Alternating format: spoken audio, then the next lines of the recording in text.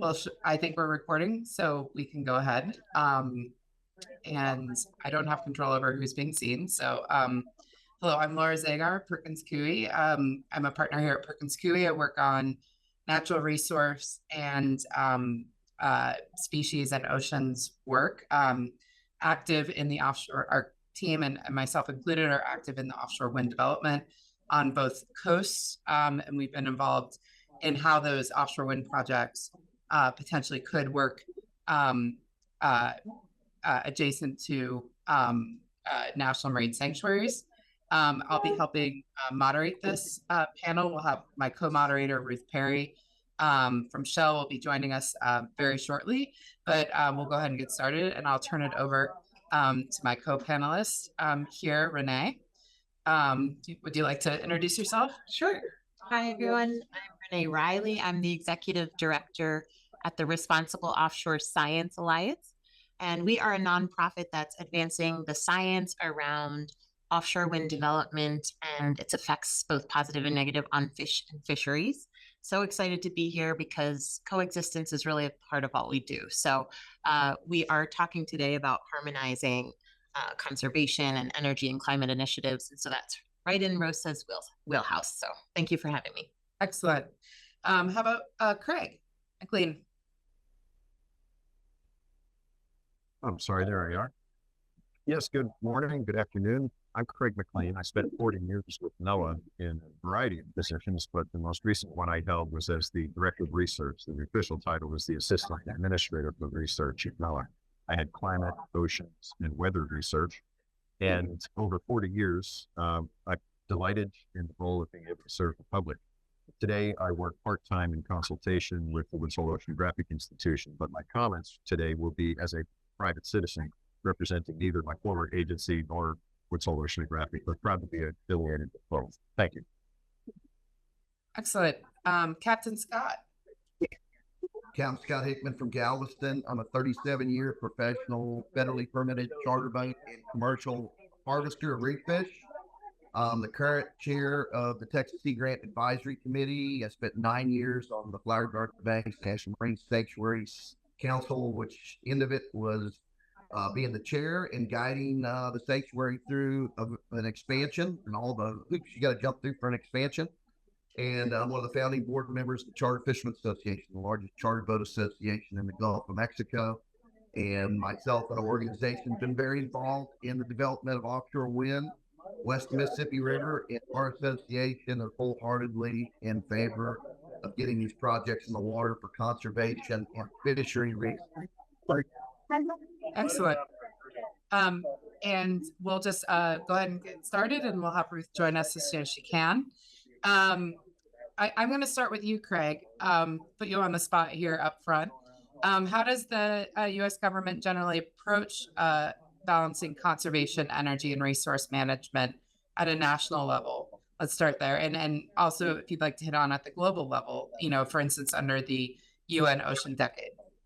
Well, I appreciate you raising the UN Ocean Decade. I'll finish up with that because it is something near and dear to my head and my heart. I think it's an important opportunity for us globally. But to start with how the federal government approaches the mix of those three issues, of conservation and resource management, of climate, and then energy, I think we have to recognize that the Congress has created instruction for the federal system, the federal government, in each of those three areas. Those laws were not always made at the same time. Those laws were not always made to anticipate the same subjects at the same time. So sometimes there's a confusion of law. And across multiple agencies, there are at times multiple interpretations of which path to take, how strongly or how cooperatively one might be trying to defend conservation or to be building and developing economic opportunity. And hopefully we achieve as a society the balance between the two. So the laws do ask us to do that. So the federal government's approach finds a potential permittee at times lost in a fog because you might get different answers or different directions from different agencies, where certain agencies have as the primary goal to be stewards of natural resources, protectors of natural resources. Other agencies may be under the charge to go ahead and develop, whether it's extractive petroleum or whether it's installing renewable energy, et cetera. So to harmonize that, there are a number of fora that have been created in order to bring a conversation at a rational level across different agencies. When the federal government is performing at its optimum, such matters as having joint review of permit applications. And that might sound really simple, but it's not what is typically done. Let's say 5 agencies need to review a permit. Agency 1 takes a look, has comments. Agency 2 takes a look, has comments. By the time you get to agency 3, there's a showstopper. It gets sent back to the applicant. You got to start all over again, and then you go to 1 again, and go to 2 again, et cetera. So what has been developed is, and I want to give credit to a fellow over at Coie, Jim Kendall, the regional director down in the Gulf. When Jim was in DC, he and I were co-chairing National Ocean Partnership Program. And we generated the idea of just, why don't we all sit around the same table and review the permit together? So when Jim went up to Alaska as the regional director, I was his most recent stop before the Gulf. I visited him and I saw how well that worked, and it worked wonderfully because each agency offered their concerns, their objections to the others at the same time. And it was kind of a no-brainer. Why didn't we do this before? And it worked marvelously. So I applaud Jim. I applaud Baum for taking the initiative to do that and hosting all the agencies. When we're not performing well at the interagency level, you have the typical personal variety of proclivities where somebody wants to be large and in charge, afraid of their jurisdiction slipping to another agency on the mistaken belief that if I plant my flag, my agency, I'll get more appropriations next year to do better and more work. It doesn't work that way, but it takes people time to realize that. So yes, there is dysfunction. There are challenges. I'd be confident that across the scope, commercial sector and public sector, you have those personality conflicts and challenges. But the law really defines what we're doing for conservation. The policy generally defines what we're doing for energy transition. And then you have laws that are underpinning the energy transition that can be played. But climate is more of a science issue. We don't really have climate regulations. We have climate-based reviews, and the science of climate is remarkably telling. It's remarkably compelling, and it's targeting us towards the removal of or the withdrawal from traditional energy sources to get into renewables and to start reducing carbon dioxide that's in the atmosphere. We have to do that. It's imperative. It's not an open question. We need to do that because the world is changing much more rapidly than we can chase it, measure. So how does the federal government do it? Largely, I think, reasonably well. And now the UN Decade of Ocean Science, there's another phrase there that accompanies that. The UN Decade of Ocean Science for Sustainable Development. And I think the easiest way to describe it is it's a great cooperative and leveraging opportunity across multiple nations to solve common problems together. And it has the potential to do so, but I must express my disappointment that I'm not seeing as much U.S. enthusiasm towards the UN Decade as we had a couple of years ago. And it's a missed opportunity. So halfway through the decade, one of the goals is to map the world's ocean. We're 25% there. We still have 75% of the way to go. But most people don't even realize that we don't have a comprehensive map of the world ocean. So plenty of places to go. I'm happy to follow up further, but I don't want to dominate the conversation. So thank you very much. You raise a lot of good points that we'll dive into, and for sure, I think as we go along, in NOAA's space.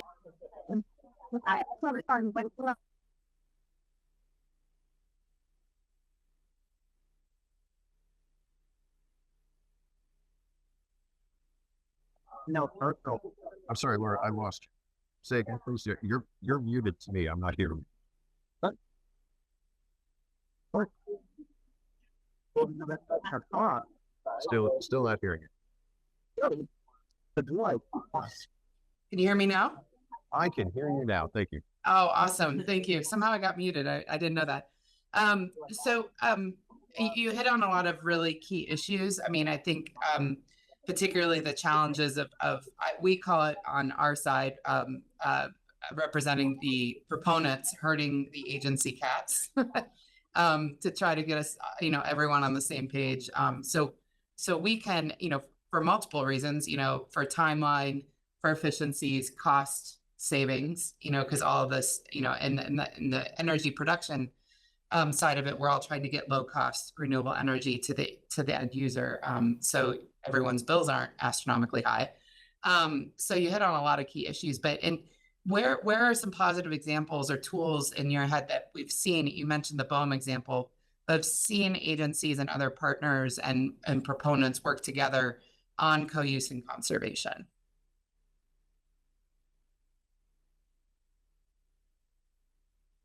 Now I can't hear you.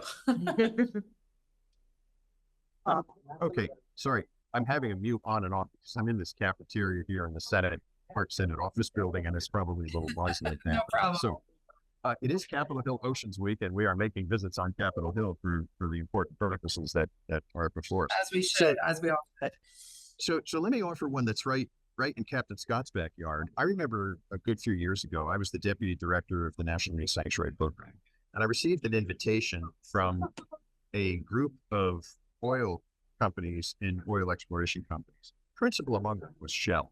And there was a dynamic personality there, and I can't remember the chap's name, but the proposal was, let's all go out diving together on a boat and spend a couple of days at Flower Garden together. So the Flower Garden Marine Sanctuary staff, I joined them, being affiliated with that program, and some of the folks from Shell and other oil companies. And we went out and we dove the rigs that are on top of flower gardens and saw the most beautiful, expansive fish and the absolute coexistence of resource extraction and a healthy reef.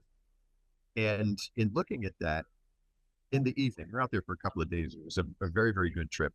It's pretty hard to sit on the back deck of a dive boat where your hair is going one way, maybe your face is all messed up with slush and stuff, and to try and be pretentious about either your agency or your company. You bond and you have a common experience and you get to talk about the realities of what we're both trying to do. And what this chap shared with me, he said, you're a little different than some of the people we're dealing with in the federal government. And he described it as people who are, he had another euphemism for it, and I'll skip that, but people who are ultra protectionist and heck no, we're not going to do anything, versus let's work together and figure out how we can accommodate the mutual needs, mutual interests, and in most cases, the dual instructions of laws. So I think finding ways to analogously sit, break bread, understand the other party's objectives. If they are lawful, let's figure out how to go and get them. If we have problems with the law, we can't cross that. But to be working together and finding ways to work together rather than just keeping a distant video conference call or otherwise. So for applicants and for the feds, I would say the best practices I've seen is get together, talk to each other, understand each other's objectives, and then figure out, if lawful, let's figure out how we can get there and what are the mindful notions that we each need to take into account for the other's ability and success. When you talk about something like renewables being installed, that's a current administration priority, and federal agencies should be trying to find a way to make that work. Now, we still don't have complete agreement in all cases across federal agencies because people allow some of their other subordinate priorities to get in the way of that. But I think it's that relationship building. It's that trust, right? The video that we saw on the way in here talked about trust, building trust. That's what we need. Yeah. Thank you. No, and I agree with that wholeheartedly. And I want to turn it over to Captain Scott since we're on this topic. What are your, I know that is your neck of the woods, the Flower Gardens, Sanctuary, Flower Gardens Bank. How did you see fisheries and energy coming together with the sanctuary to progress the expansion of that sanctuary? You're muted now. Sorry. There you go. Number one, stakeholders' participation in the process is vital and key. I would compare the Flower Garden Bank's expansion and how we work with the energy industry versus how things were done in the Northeast on some of the early offshore wind proposals. We dealt with a lot of the same issues, basically not coming together, not understanding the process, and it took us a little while. And we developed a working group and used in-cost modeling and got pretty much everybody's concerns, including the energy industries, through that modeling, and I think we did 23 3-hour working group meetings to build a consensus on what the expansion was going to finally look like. And it's something that the House Natural Resources Committee could swallow to move it on. And it was a heavy lift. But stakeholder involvement, policy and science done right, lots of stakeholder input, everybody working together. I would say the end cost modeling was key to getting that together. And I would say currently with our proposals for lease sales in the Gulf for offshore wind currently was a whole different situation. You know, we kind of took everything, what we saw, our friends up in the Northeast didn't like how it was done, wasn't perfect. And we wanted to try to make it as perfect as possible with lots of calls, lots of working together, using the end cost modeling and I think at the end of the day, everybody's pretty darn happy with spatial planning in the Gulf.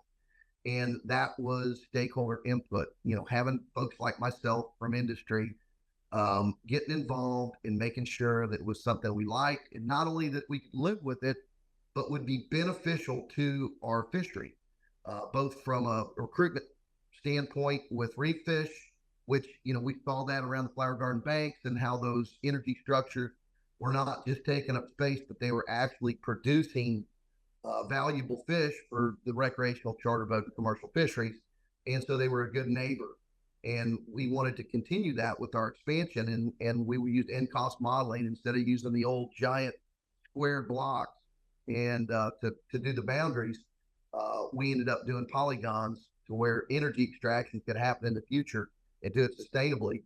And we used a lot of that type of thinking working on these wind projects in the Gulf. So energy, whether it's offshore wind, oil and gas, can be great neighbors to fit the fishery, but also be very good proponents of creating better habitat, more fish. And we talked about, climate issues earlier. We're having big issues in the Gulf with shifting stocks, king mackerel, cobia, greater amberjack, etc. And these structures can actually help mitigate some of the climate issues we're having with fisheries. And so we're excited that we're going to get to work on that. And it's not that we're just going to create clean energy, but the habitat component part of it and spreading out fishing effort, etc., is a big plus on these projects. Excellent. Thank you, Captain Scott. One of our panelists just came on the camera, Madison Flynn, who is out with me on the West Coast. Do you want to introduce yourself, Madison, for the listeners? Yeah, good morning, everyone. My name is Madison Flynn. I'm the Chief Executive Officer at Northern California Indian Development Council. We're located up in Eureka, California, way up in Humboldt. I'm also... Oh, did we lose her? Well, we'll circle back to Madison when we get her back online. The joys of technology. And we have Ruth here. Oh, there, you're back, Madison. Can you hear us? It happened on this entire time. All of a sudden, I just cut out when I started talking. I'm not sure. I don't know where I got cut off, but yeah. So I'm I grew up in that area. And I'm excited to be part of this conversation. As you know, offshore wind is out on the West Coast now. Yes. And what I wanted to ask you, because we've worked together on these issues out on the West Coast, we have a lot of sanctuaries along the West Coast. We have very aggressive, zero carbon goals. And we also have a very rich and tribal community in California, and we might have lost her again. We're making it work, right, Ruth? Gotta love technology. Okay. If Craig can make it work in the cafeteria, we can make it work here. Madison's back. We're making it work. What I was saying, Madison, can you hear me? Yeah, you're cutting out. Yeah. Just got muted. Okay. Well, see if you can hear me as I lead into the question. We're missing you again. Well, we'll be right back to Madison. Let's go over to Renee. And then give Madison. What? I turned off my video and hoping it would be something. Yeah, why don't you go ahead and turn off your video I and can see if it still- helps? Yeah. Yeah. Okay. Well, while you do that, I'll circle right back with you. Renee, one thing that Captain Scott and Craig both stressed was just the importance of stakeholder engagement. And one of the important pieces of stakeholder engagement is information and data. What do regional science entities like your organization do to play a part in this role? And what examples would you give to perhaps those of us in the West Coast just embarking on some of this adventure to work well that we could adopt out on the West Coast? Yeah, thanks so much for the question. And I think both Craig and Captain both kind of mentioned this involvement. And I think it's important that we really define what we mean when we're talking about that engagement, because sometimes asking for engagement can feel like a burden to the folks that we're asking for engagement from. And so while we have that message of like early and often, and that's true, it's also important that we are thoughtful in how we approach it. And so regional science organizations like Responsible Offshore Science Alliance, ROSA, or the Regional Wildlife Science Collaborative for Offshore Wind, RWSC, really offer this opportunity to approach engagement in a coordinated way. So it actually lowers that burden on the communities that we're asking for engagement from. And so it coordinates and it also just streamlines those communications so that it doesn't feel like everyone's spending 23 3-hour meetings, I think is what you said. And obviously the time on task is important for building those relationships and getting the work done. But the more that we can do it in a, collaborative space and a coordinated way, the less we have to do. And so as an organization, I think regional science entities really can offer that space for all the voices to come together around the table, as Craig mentioned, but also a chance for us to really make the most of those conversations. Yeah.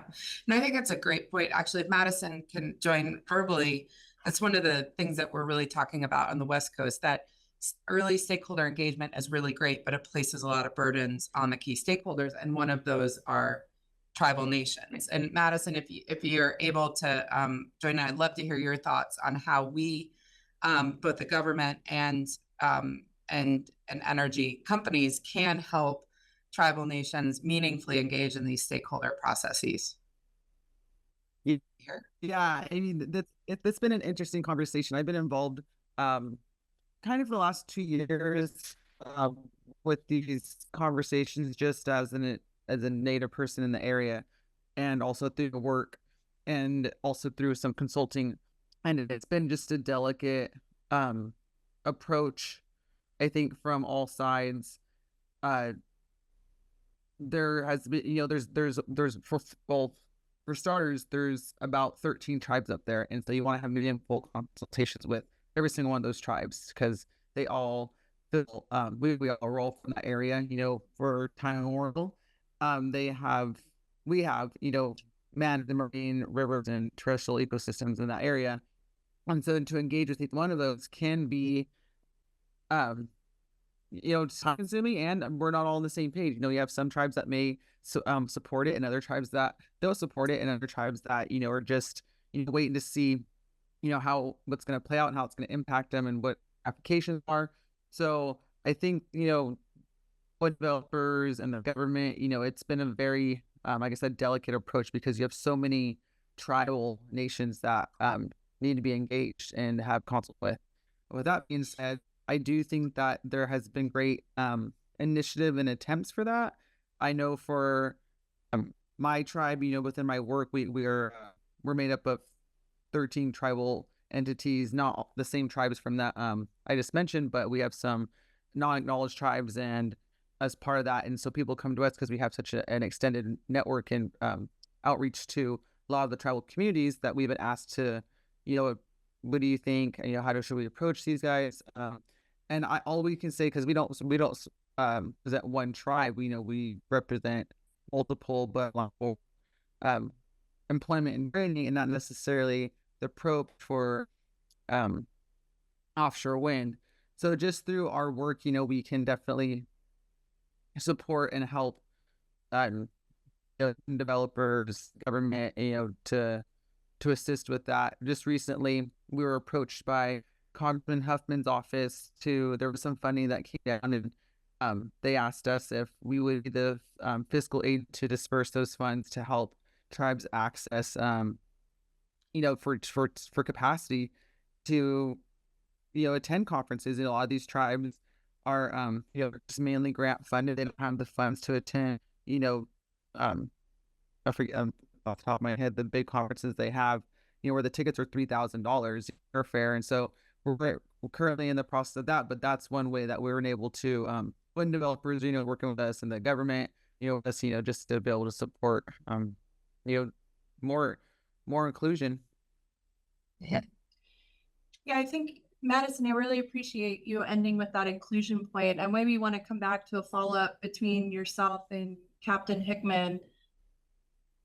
Both your sectors and the people that are in your direct communities have so much traditional learned knowledge. How can that come into the decision-making process? What are some of the ways, for instance, in the Gulf of Mexico, that kind of on the water fisheries knowledge, observations came into a very maybe more mathematical, rigorous process like NCOS? And then, you know, Madison, from your viewpoint, the nations that you represent, how can that traditional knowledge come into these larger decision-making campaigns, whether they're conservation or where to site renewable energy?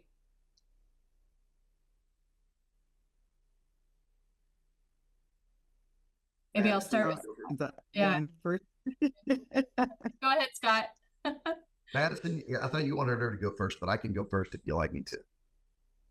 We see your smiling face on the camera. So. Go ahead. You start, then we'll kick to Madison. So, you know, once again, going back to stakeholder input, you know, watching how things were done in the Northeast and how we decided to get very involved in the Gulf. In fact, Ruth was a big help and sponsor one of our big offshore wind summits that we held here in Galveston. We had agency folks, academic, but the main focus was stakeholder input at that summit and get in front of the powers that be that from these different agencies that are working on this stuff and getting all of our folks to sit down at tables and have breakout groups, being able to walk that microphone around the room, get people to, you know, have that input, that historical knowledge, what the issues are going to be, what their concerns are, how to mitigate those concerns, and for folks to really understand what it's like here, not what it's like someplace on the West Coast or East Coast, you know, what our fishery like, what our ecosystem, you know, drivers are. And I think that's very helpful to have those type of sit down, get together summits, not just Zoom calls with Bone where we have 5 or 6 leaders from industry, but we actually have stakeholders from the shrimping, charter boat, recreational, all these different industries talking about that historical knowledge and how these things can be affected and how we can not only mitigate problems, but how we can work together to make these projects super successful and actually, once again, like I mentioned earlier, promote conservation, deal with some of these climate issues with shifting stocks of fish. Climate resiliency in fisheries is one of our biggest challenges we're going to have in the Gulf of Mexico in the next 10 to 20 years. And if offshore wind and sustainable clean energy can help alleviate some of that, that's a win-win, but we got to make sure it's done right. And stakeholder input, people volunteering. And once again, it is expensive to move around and do these summits. I don't know, we had multiple sponsors on that. Shell was one. And getting people there and feeding them a lunch. I think that it does cost money, but it's invaluable to have that kind of input to make sure these projects are done correctly. And, you know, from historical, participant, you know, we want as many people at those meetings as we can get. I think I like the point that you made too, in that particular structure where it wasn't a federal agency town hall type structure where they're talking about the process, rather that we spent the time in small breakout groups in more of an active listening, memorializing the historic information that then translated into Boehm's process. Yeah, I completely agree. And do want to kick it to Madison because we actually talk about this a lot. Like, what is actually effective approaches, not just process presentations, but actual substantive discussions. Madison, what are your thoughts there? I know that this is something near and dear to your heart. Yeah, when you're back to the original, like framing of, the traditional ecological knowledge, that's the big request from the tribes, because we do have people, for instance, my stepdad, probably he had like an 8th grade, education, but he was a traditional fisherman. He knew the Klamath River probably better than any scientist, that just studied research papers, never visited that river. Just that's his homeland. And there's a lot of knowledge in that sense on the river, and people want to be part of the conversation. And and our people should be utilized to ensure that their input is being heard. Through different types of just the planning, just like some of the the aspects of the environment as well. But just we have a lot of educated people, and may not be in the climate, but is where they be.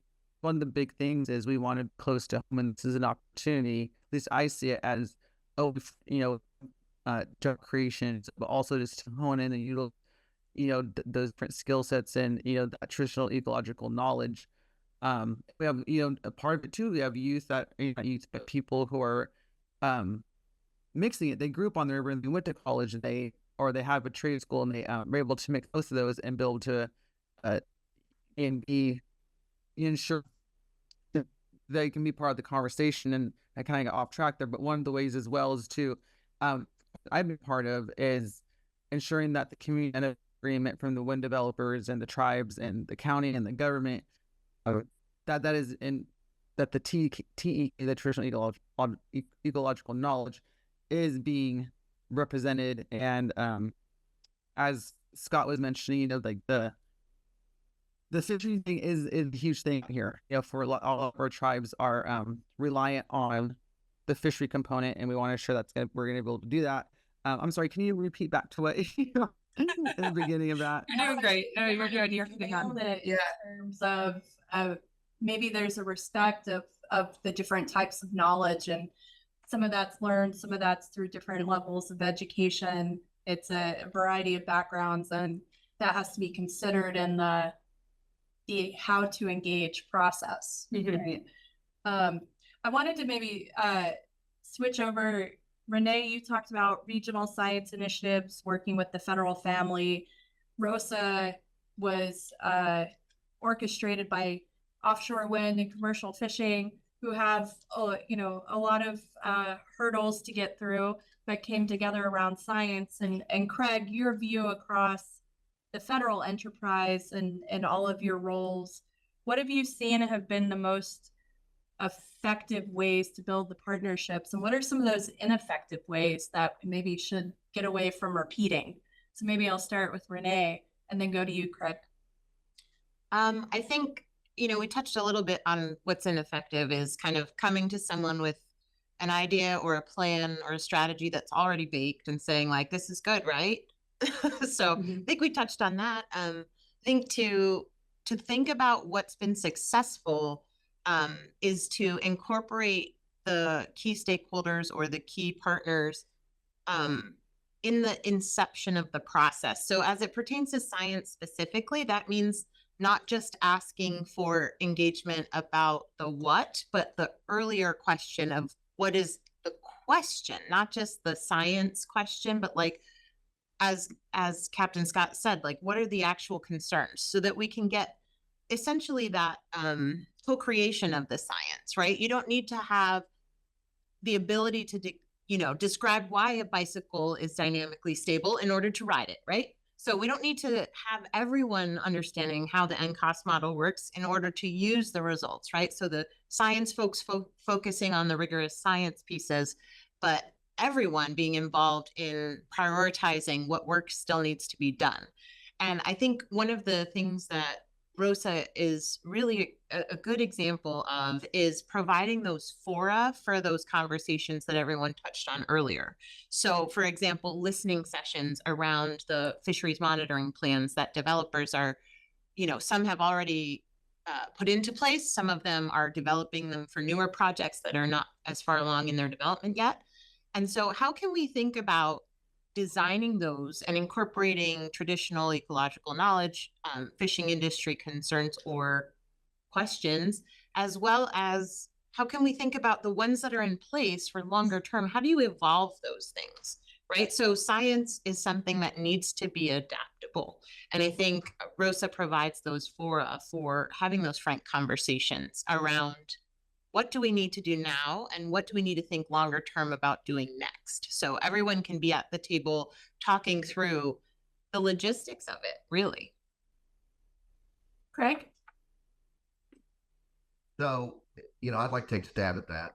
And, since we're talking in the context of offshore wind, and we talked about how we worked collaboratively with the, folks like American Petroleum Institute, Shell, others during our expansion, and government and all the different agencies, and we worked through those compromises, and we took in account for that historical knowledge and for that citizen science component. And I think that at the end of the day, as we learn from these different areas that we've done this with offshore wind, like I'll keep going back to the Northeast, and some of our folks up there weren't really happy with the process. But then once we got to the Gulf, I think the agencies learned from some of their mistakes and we fine-tuned it. But I think we can fine-tune it a whole lot better. And like we did with the wind summit in the Gulf. And as we move forward, I think we need to do some more wind summits. Is the folks that take these next round of leases go in and we make sure that those concerns are taken care of, that we have rules in place to where we make sure that we get qualified fishery liaisons, both onshore and offshore, and people that are fishing full time that have those contacts to make sure that when construction's going on, that it won't step on each other's toes, and that the process of permitting has stakeholder input. And when the science starts to go on the front end, that we have stakeholders that are familiar with these areas and these ecosystems that they produce citizen science to make decisions on policy on the process. And I think the key thing here is collaboration. And I think with collaboration, you speed the process up. It saves the companies that are going to put these projects in the water whole lots of money and time. And it makes it easier on the government agencies that are working on managing this and the policy side. So, those are my ideas. Ruth and I have discussed this for quite a while, and I think we're doing a good job in the Gulf. And I think we've got a lot to learn from what we've already been doing in the Gulf. We're going to get better at it and faster at it. And, stakeholder participation, the policy part, the science part, and the management side of it. Once these projects get up and going, that's all critical, that we all work together on every step of the way, and we make it better every time we put one of these in the water. Craig, I know you certainly have something to add, and then I'll add a follow-up specific to Scott's point for you to answer. Please. Sure. Thanks, Ruth. So let me go to something that didn't work really well. And that was when Deepwater Horizon inundated the Gulf of Mexico, culturally, chemically, physically. And several federal agencies showed up in buses, and they just said, okay, here we are. We're in charge. We're here to take charge. And they bypassed the people who are part of that federal state system, Sea Grant, the extension agents, the people who know who walks the dock, they know who operates what boat. And basically the front end of Deepwater Horizon on the shoreline was a swing and a miss in terms of community engagement, because not all the tools that were available were chosen to be used. There was a fear of ceding the authority of which agency was in charge or responsible for what. Once Sea Grant was invited in, then we had very collegial engagements and a wide understanding of what the problems of the coastal community were. And Sea Grant showed the wisdom of bringing people in from the Valdez spill to come on down and talk to Gulf residents and let them know what to expect long term. So assess and utilize the tools, leave the ego behind. I'm talking about the federal side.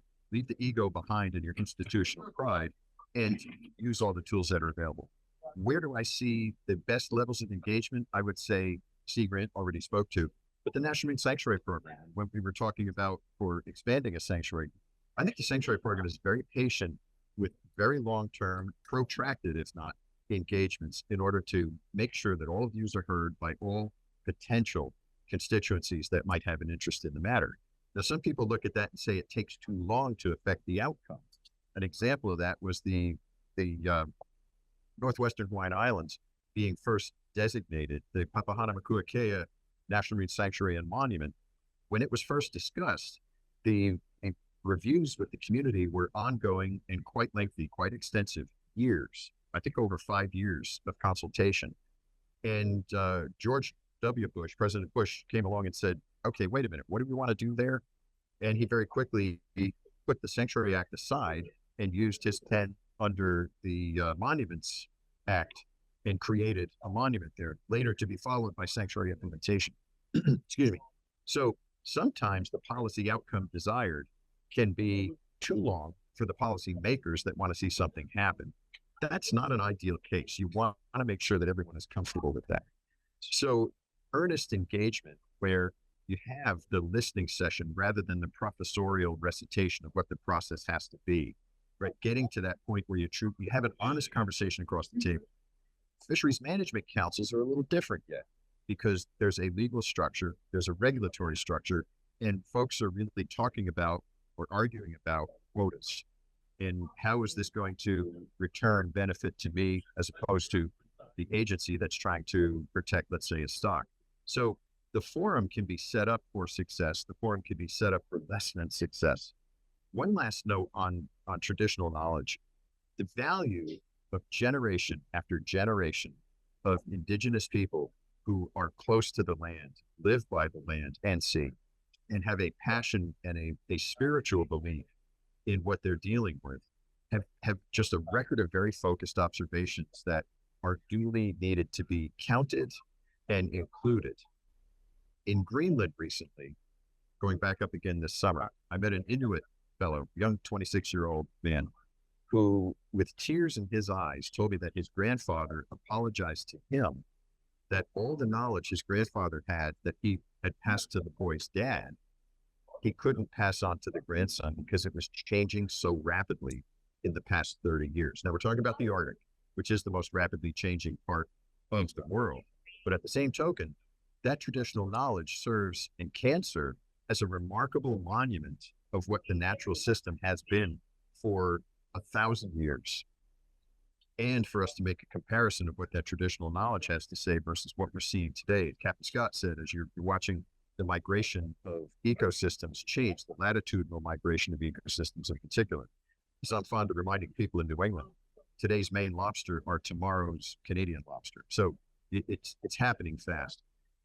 Be listening, be open, and seek to understand what the other party has by way of interests and desires, and you can have a very successful and productive engagement. Yeah, and I think, Craig, you hit on a lot of key themes there. I think one thing that always strikes me when these processes start, and we're seeing this in California, is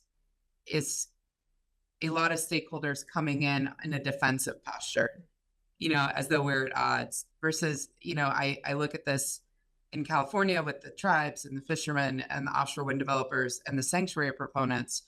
I always, every once in a while, Ruth has heard this from me ad nauseum. Can we just take a step back here, guys? I think we're actually all have the same North Star, which I use that phrase, like the same goal, the same overarching goal, that the climate is changing. We want to mitigate those impacts. We want to have sustainable fisheries. We want to, out in California, we want our forests not to catch, be decimated by fires. Like, we're all here for the same passion and the same reason. And how can we use that same passion to create the trust in the stakeholder engagement to do this right? I guess and I'll open up in Madison, if you're still on and you have some thoughts, but how do we build that trust? And maybe Captain Scott, you have some thoughts from the Gulf in all these regions as we're approaching these various uses that really are all kind of pointed in the same direction. It looks like Craig's ready to jump in, so we'll go to him first. Yes, just a quick follow-up to your very legitimate point that you're raising, that there's got to be a better recipe than the multitude of recipes we've been using. And if we start an engagement with a statement of principles that the parties can agree to, the principle being, we're all here in recognition of a changing climate. We're all here to find solutions. We recognize the interests that party A, B, and C hold. We recognize the charge that's been given to the state or the federal agency, and it is this. So no one is large and in charge. We can go back and recognize the principles that we're here to agree upon, to collaboratively develop an outcome. And if anyone steps across that line and violates the principles that we said of courtesy and recognizing the validity of each other's views, facts, and opinions, so you could bring things home much like you would in any sort of dispute resolution, but dial it back. It's not a dispute, it's an engagement opportunity. But use those same kind of tools where you set the table, you set the rules of courtesy at the table, and you set the recognition of what each party desires as an outcome. And that could be a much more fluid and flexible way. And for the attorneys on the call, it's basically ADR, alternative dispute resolution procedures, but don't wait till you have a dispute. Start them early on. Thank you. It's a great point, Craig. Captain Scott or Madison, do you have any additional thoughts or in folks in the room as well? Yeah, I can jump in real quick. Yeah, I kind of what Craig is mentioning, like having that plan, ensuring all the voices, are being heard, especially the tribes. Humboldt County is unique in the sense that we've had so many boom and bust economies, and the extraction process has been actually made off the back of the indigenous people in that area, going back to mining, gold mining. And then, the timber industry, and then we just had the marijuana industry, and every single one of those had a significant impact on the natural resources. And the Native American, some of those industries were legal, some of them were illegal, but even for the legal ones, there wasn't any type of like consultation or engagement with the local stakeholders, especially, the tribal communities. And so, as we go forward, I think there has been, some great strides in ensuring that doesn't happen again, and also taking lessons that were learned from the East Coast, in tribal engagement and consultation, not repeating those mistakes, and then be out here the West Coast. And so I think, that's an important point to, ensure, I think a lot of people on this call are from the East Coast, and I wanted to ensure I got that point across about the West Coast and Humboldt County is, we're very unique in this, and that's why I think there's a lot of hesitation from a lot of tribal communities and just the stakeholders in general. We just don't, there's that don't know what's going to happen. I think the most common thing I hear is like there's not enough scientific research of what's going to happen, and part of that, though, I think it just is coming along. Like science, it's a process. But I think there's an opportunity, for like these types of conversations, for people to really voice their concerns and or learn more about what's at stake, and like how we can ensure that everybody's getting heard. Mm-hmm. Yeah, I would just add, you asked how do you build trust, and to me, it does come back to that communication, but it also comes down to saying what you're going to do and then doing what you say you're going to do. So being clear about what you can and can't accept input towards. And, I think I would love to just say that one of the roles that ROSA plays is documenting all of the science that is being done, right? Like, so our databases documenting all the work, there is a significant amount, and communicating about that so people know is a really big way to build that trust too. Yeah. I think that's, a great point. And Scott, we've done this in the Gulf too, the documentation of that information, so you can de-risk or deprioritize a question because there's enough information and be able to move on. I know Renee and I've talked about this with EMF from cable production. Like, how much do you need to know to be able to move on and answer the next question? And so that documentation, not only the data and science, but the traditional and historic information as well is really important. Scott, did you want to add some last remarks before we close out? Yeah, happy to. And once, I don't want to beat a dead horse, but I was thinking earlier on the faith and trust issue. And that was always something in the Gulf that we didn't have a lot of 10 or 15, 20 years ago. And, and there's triggers that get people involved and get people to volunteer. And we need more volunteers. Mine was a flight over the Deepwater Horizon accident that Craig mentioned earlier. And it struck me so deeply that I got involved in sanctuaries. And a few years later was Volunteer of the Year for the whole nation. And I poured my heart and soul into it. How do we get more people to, and I'm not saying everybody needs to be Volunteer of the Year for the sanctuary program, but to get involved at least at the local level, to have input, to where the more people that we get involved, that they do have faith and trust in the process and the agencies and our NGO community, the folks that are from industry. And I think that's our big challenge. And I think we're doing a pretty good job down here in the Gulf and getting those folks involved from all these different groups and building consensus on fixing things, because our challenges are huge. It's not just sustainable wind energy, but trying to, climate resilient fisheries, sea level rise, loss of habitat, water quality. I mean, I could go on and on, but you're never gonna get to the point where you're gonna find solutions if everybody doesn't have faith and trust amongst the different groups and finding ways for us to work together and set down in places like we did. I'm gonna use this as an example, both the wind summit that we did in Galveston, the way we did the boundary expansion. Ruth, you were a huge help on both those in bringing industry together and all the stakeholder groups. And that's how we get these solutions. That's how we build faith and trust. And we've got to do more of that. We got to be better at it. And we need more volunteers. And you don't get more volunteers if you don't have faith and trust. That's key. I think it's a beautiful point to end on. And thank you for the shout out. I'm going to turn it around to yourself, Madison, Craig, Renee, Laura. We all come from different and sometimes controversial parts, whether it's fishing or energy or government, and tribal nations. And I think it also comes down to the individuals, like you said, Scott, is sometimes the individuals are the ones that are going to bring everybody along in that trust. And so that's why we have to get around these tables and have these really important discussions. We are over time. I want to appreciate the folks that have stayed on the line. Thank you for all the technology challenges as we still live in this virtual hybrid environment. Thank you to our panelists for joining this really important conversation. I hope many of you resonated with the themes that you heard, but also hold note that we can come together and balance resource use and climate and conservation, that there are lessons learned, and we're expediting future lessons based on what we've learned, as Craig has seen as well and led over his many years at NOAA, as well as us in our individual sectors.